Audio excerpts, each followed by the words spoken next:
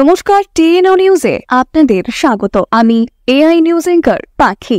বাস্তবিক দিক থেকে আমাদের রাজ্য ত্রিপুরা প্রাকৃতিক দিক থেকে যেমন পরিপূর্ণ এক মনোহর রূপ ছড়ায়, তেমনি এই মনোহর রূপে ত্রিপুরার রাজন্য বর্গের নির্মাণ শৈলী ও ভাস্কর্য শিল্প এক অনন্যতা দান করে।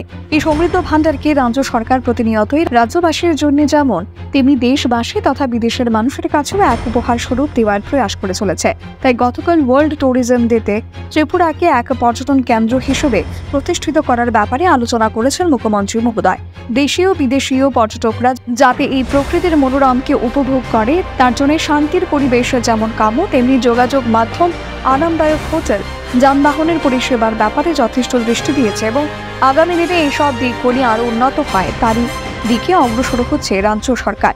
মুখ্যমন্ত্রী মহোদয় এই কথাগুলো সংযোজন করেছেন দেশের প্রধানমন্ত্রী নরেন্দ্র মোদীজির লোকাল থেকে ভোকাল নীতির দ্বারা রাজ্যবাসী পর্যটন কেন্দ্রগুলিকে আরও উন্নত মানের করার প্রয়াস করেছেন।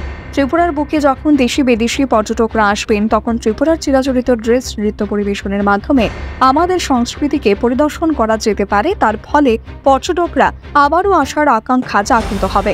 ভারতের সংস্কৃতি অতিথি দেব ভব এই মানসিকতায় উদ্বুদ্ধ হয়েই রাজ্যবাসী দেশীয় বিদেশীয় পর্যটকদেরকে স্বাগত জানিয়ে থাকে।